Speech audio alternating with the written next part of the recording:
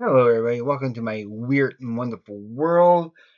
And as you can see, I have shaved, and it feels strange. I made a little video. You may have already seen it, but yeah, I had made a little video where I was cutting it. And right after I was done that, I went and took a nice shower, took the razor and shaved it all. Shaved my, of course, my head's right nice and smooth right now. I like that. I don't like to shave every day. I'll shave every couple of days, like two every second or third day, but never every day. It's not good for the scalp or good for the skin. So I have I'll played both of those today. My first video today was where I went and showed you me opening these. Yeah, this was even better the second time around. Well, the first time around, I had played it in the in the headphones, but it was from it was from the YouTube. This I played in my stereo out loud, but the speakers are far enough apart. There's a speaker over here and there's a speaker up there, and it's just enough of a range that I can make out, the stereo sound. But I still want to play it a third time again tonight because it's a short album. Like I said, it's 35 minutes and 40 seconds long. So not even quite 36 minutes. I want to listen to it again tonight in the headphones. Yeah, played all of that. That was great. That's awesome. Yeah, this is great. So I managed while I was posting those other videos, I was playing these and yeah, and such, and I needed to eat, and like I said, I took a shower and everything. So also, I want to mention before I get into the main thing, because yeah, there's quite a bit there. There's 30 I'm going to go through, and I'll tell you a little bit about it before I go through them. This might be another one of those little bit longer videos, but I don't care. So when I went to get the Ramones and the Wire at Frank's Music, okay, I also because I am sewing patches onto my jacket. I ended up getting a KMFDM patch because I do love them. I mean, I have a tool patch that these need to be sewn. So far on my jacket, my this is my normal winter jacket that I use. Okay, I I I, I sewed on the Ramstein patch. So right after I'm done doing this video, I am sewing these onto it. I'm going to take the time, put some music on, and listen to and sew these on. Yeah, I'm not sure exactly where I'm going to sew them on, but I'll show you the next time that I do a video. It'll be cool. All right, now getting into the main subject of my video. When I went to go and look at the my source that I was looking at for iconic albums of the 1990s, okay, they only gave me about 14, okay. I had to add, and one of those I added. They didn't mention it, so I was like, no, I can't not go without mentioning it. And something else that I thought, well, they should be mentioning that. I wrote them down. I went date by date, but this list, I'm just going to everything on this list is in there, but I had to add so much more to them. Say, well, what about this? What about this? What about this? I like, so for this video, I'm going to go with what I consider the iconic albums of 1990 for that whole decade. I'm foregoing the dates, of what year and whatnot. I'm just going to go in no real necessary order of all the albums from the 1930 of them here from the 1990s right up to 1999. Okay, that I consider iconic. Okay, so this is random, pretty random. So how about, and I'll go through a lot of these quickly. How about Beck Odelay? I love. Devil's Haircut, and where is that? Two turntables and a microphone. That's where it's at, and that's a pretty cool. I like that cover. So, so yes, Beck Odelay, iconic album of the. See, that wasn't mentioned. This wasn't mentioned, but I'm mentioning it. Yes, Red Hot Chili Peppers, Blood, Sex, Sugar, Magic. Uh, Sex, Blood, Sugar. Yeah, Sex, Blood, Sugar Magic. Blood, Sex, Sugar, Magic. I always keep mangling that up, but yeah, that definitely some. The whole thing is great, but of course, you have Under the Bridge. That's the main hit from it, of course. But I loved Give It Away. I Could Have Lied. Breaking the Girl. There's so much good stuff on here. So yeah, it's iconic. It's iconic. This showed up on another person's list of iconic. Because I look at a couple of different sources, and I would have to say, yeah, I will agree that this would be an iconic album, and I need to listen to it again. I think I've only listened to it the one time, but it's because I had to pull it from my heavy rotations because it was in there, and I'm putting it back in there because I will be listening to it again, and that's the Bob Dylan Time Out of Mind. So that was 97. Yep. So it totally counts, and it's Bob Dylan, so it's iconic, and I have it. So it, yeah, it totally counts. I am actually going to even throw in both the Use Your Illusions 1 and 2 for iconic albums of the of the 90s. That definitely have to count. They're both from 1991. Oh, you got. I mean, I always liked the "You Could Be Mine" from, and of course that's from the soundtrack for Terminator 2, T2. But you get on this one here, November Rain, and then you got "You Could Be Mine" on this one. So yeah, just those songs alone. But I find these are epic albums. I like them. Okay, I like them both together equally than I do with Appetite for Destruction. But separately, by themselves, Appetite for Destruction kind of blows them apart. But to combine, they equal to Appetite. Okay, moving on. Um, Come on, this was this was epic. I mean, iconic. I'm saying epic, but I mean iconic.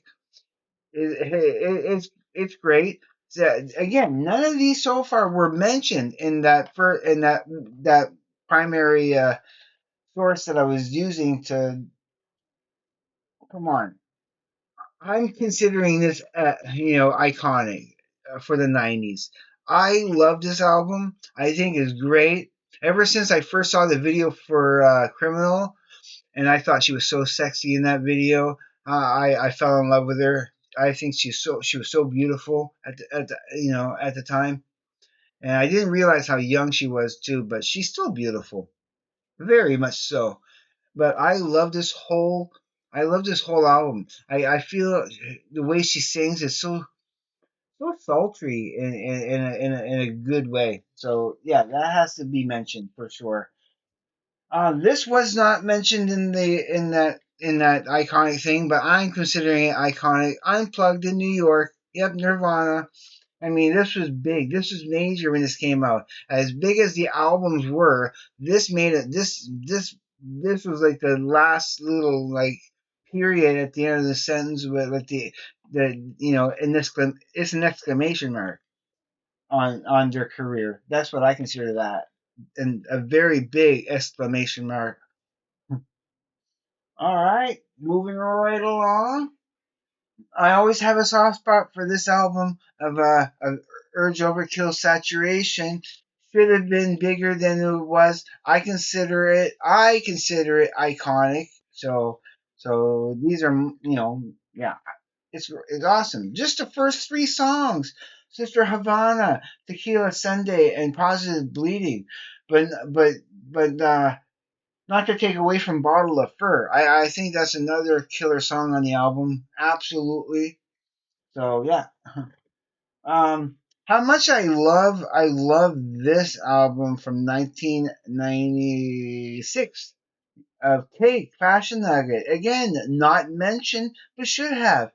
I love this whole thing. I love the other ones. I love the other albums almost as much too, But this one here just edges out ever so slightly. It has that really awesome rendition of the cover of "I Will Survive." It's top. It's top notch. So yes, it would have to be in here. Yeah, gosh. 1994, Bad Religion, you know, uh, uh, Stranger Than Fiction. For me, growing, this was iconic for the '90s. I love this album. And it's it's a decent length of an album too. It is short enough, and yeah, when it comes to punk, this is some of the best punk amongst this. I think this is freaking awesome punk music. Both of these are iconic punk, so that's why I have them. But yeah, that's why I have this. um, let's face it, okay? These, if they were not mentioned, and they were not mentioned, and I did see one of these actually mentioned in the Rolling Stones top, 100 greatest albums of the '90s. Okay, they mentioned that one. They mentioned that one. I want to throw the boy with the Arab strap, Bell and Sebastian, in there too. But they mentioned if you're feeling sinister. But both of these, for me, I consider them iconic. Even though I discovered them later on, like in the early 2000s, that's when I discovered this album. But yeah, these are totally '90s albums, and if I would have ever seen a video or two or something from Much Music, you would I have gotten into it if I just heard one or two songs or videos from it? Because this didn't hit me right away. I knew I kind of liked it. I didn't know how I felt about it. The second time I played it, it was like, yeah. And then I found myself just going, well, I didn't even think about it. I played it the first time, didn't know how I felt about it, but then I went back not too long after and played it again, played it a third time, played it a fourth time, and by the time I hit the fourth time, I knew I liked it. I knew I really liked it. It's like, yeah, I someday I want to get more. And that was the second one I heard. And that was like at least 5 6 years later that I explored more of Bell and Sebastian. But they don't totally count. For me, this totally, yeah, this was iconic for me. I don't, and some people might not like it. They might think it's a little bit too dancey, it's too disco-ish. But it is what it is. There's a whole. This is a concept album, as many of their albums is. They pretty much recycle the same concept from each album, but they're like the same, they're different chapters, all on the same concept. It's all about Simon, okay, mostly about Simon and his buddy, his backup, best friend, bodyguard, buddy, business partner, Milo. Simon is looking for love, and yeah, well, I'll talk more about this band eventually because I do think they're underrated, and they're under the radar to most people. But this album here, especially this one, I think a couple people, if they give it a couple of spins, they would totally get to learn to love this. They would love it like I do. Okay, so here's where the list actually started. All of these, okay, technically are honorable mentions, but I consider all of these seriously iconic when it came to the ones I just displayed. When it comes to the '90s music. So here's where the list actually started. Okay, And a couple, and then but there is a couple still in this list that I added to the list that wasn't even in that other list. Well, you'll see when we get there. But they were saying, okay, from September of 1990, Rust in Peace, Megadeth, and I agree. I loved Hangar. I love Hangar 18. I love the starting the opening track of Holy Wars, The Punishment Due. Uh, Take No Prisoners. It's all good. Poison Was the Cure. Tornado of Souls. Rust in Peace. It's such a good album. And I will be getting more. I do want to get more Megadeth. They were a part of my, my, my 80s and 90s. So it's something I need to get. Okay, March of '91.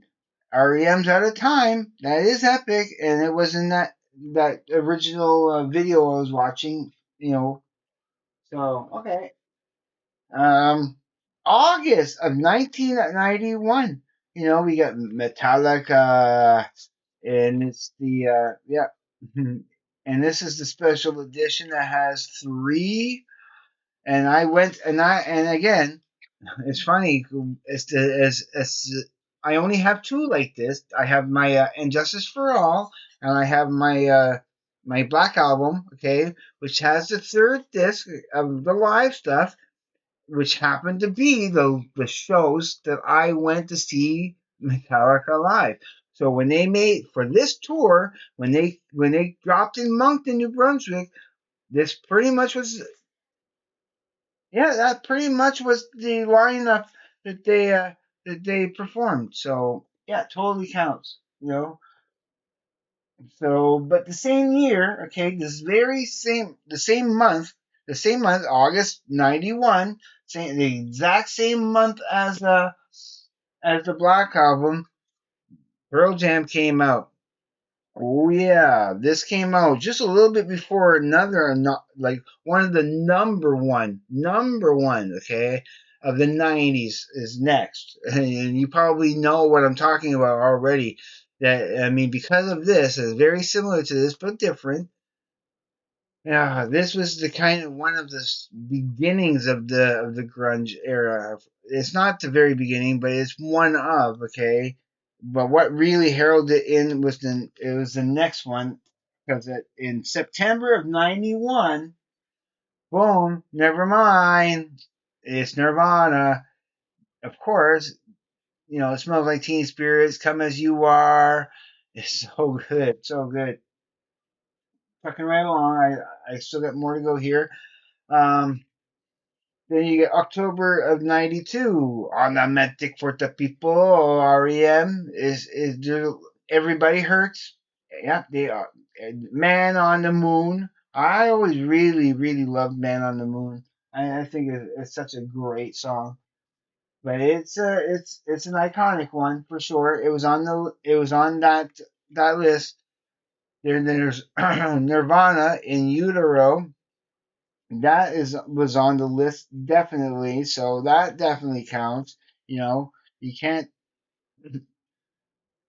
Yeah, there was something in kind of in between there, but I'm skipping over it. I'm saving the best. I'm saving the best for last. The two iconic, you know, '90s albums for me that kind of like started blowing my mind, but it's not until early 2000 when it really blew my mind. But you'll see when we get there. But I was going to mention one of those albums, but I skipped over it to mention this. And but yeah, this was of course of September of '93. Now we're going to get into February of '94 with Green Day and Dookie. So yeah, do you have the time to listen to me whine? You know, but yeah, of course. And of course, I think nobody's collection would be complete without having May '94's Weezer. Yep, that is a big one. I remember the first time I hear that and it came out, and yeah, it was a big one, monumental. And there's a reason why I have this June of '95. It's the only one I have from '95 in like that was in there. So it was Jagged Little Pill and Alanis Morissette. I still really like this whole album. I think it's spectacular and good for what it is. Some people may have been getting bored of it, overplayed. They thought it was overplayed in that, but no, I haven't played this in a long while. I do need to force myself to listen to this again because I know I really enjoy it and I'm happy to have it, and we'll never get rid of it. I'm never going to get rid of it.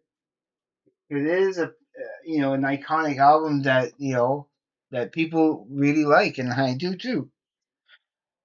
They get Daft Punk Homework from January of '97. Now I skipped over 96 there because there was nothing on. I mean, in that first honorable mentions, yeah, those probably some. There was probably a couple of things from those other years, but no, we're going with.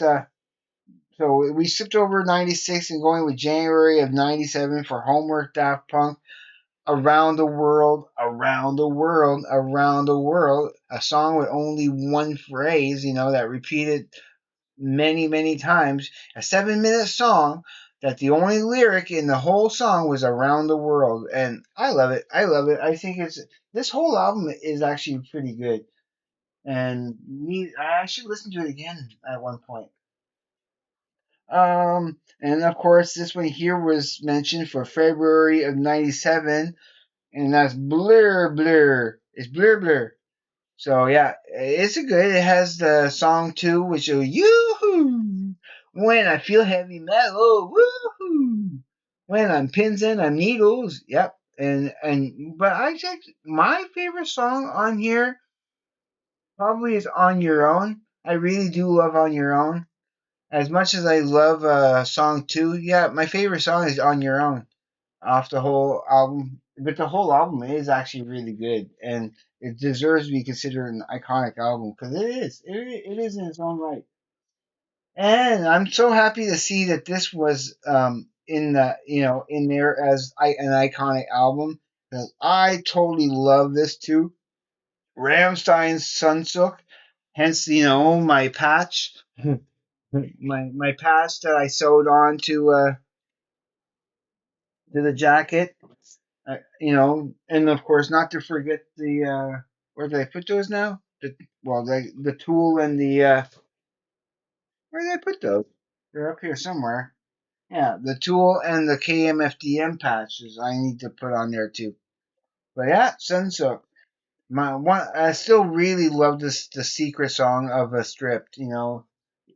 Yeah, so good. Now, of course, the last two that you say, why? I know he didn't mention them yet. They're my favorite band of all time. Since I could have mentioned their debut. What I consider their debut album. Okay, I could have mentioned that, but it's not a debut album. It's an EP. Their actual full length studio album was this one here, '92 for yeah, and that was what of '92? April of '90. Oh, sorry, April of '93. Yeah, April of '93. Undertow, Tool, of course.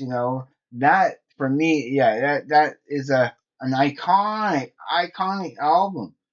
And for Tool fans of all kinds, that's probably was their real introduction. I was lucky that my introduction was Opiate, but for so many other Tool fans, this might have been their introduction, or this one might have been their introduction of Anima, and I can also consider this an iconic album of the '90s. So there. That's all the iconic albums of the '90s that I can show on my that I have in my collection. I probably have more here and there, but those weren't the ones that were mentioned. And like I said, for this one here, for this video, I looked at not just the one source, but multiple sources because I thought the one source it was lacking. So I went and looked at the Rolling Stone source and looked at what they were mentioning and said, okay, and so on and so forth. So tomorrow being Sunday, I don't usually have a lot of time to make a video, but I am going to make a video tomorrow because I want to go through all the albums of the 90s. I got to make another chapter to this. All the albums from the 90s that I don't have but want to get. So look forward to that. I'm going to let you go now. So if you haven't subscribed to my channel yet, please do because I will love you forever. Greatly appreciated. Don't be afraid to hit the like button, comment. I do what I can when I can to leave comment back. Sometimes if you leave in a comment and I'm at work, okay, because I usually post my videos in the afternoons, okay, like on the weekdays when I do work, like before going to work. So sometimes I see a lot of my comments during. I try to respond to a couple of them, however many I can, during my lunch break or my just my normal break. I get usually two breaks. I get half an hour and then a 15. But then, but yeah, but usually but sometimes if I really need to leave a good comment back, I'll wait until after I get home. Okay, I'm gonna let you go now. Everybody, please be safe. Take care. I will see you on the flip side. And please, everybody, have a great day, evening, morning, night, or afternoon, wherever you may be. Peace, everybody.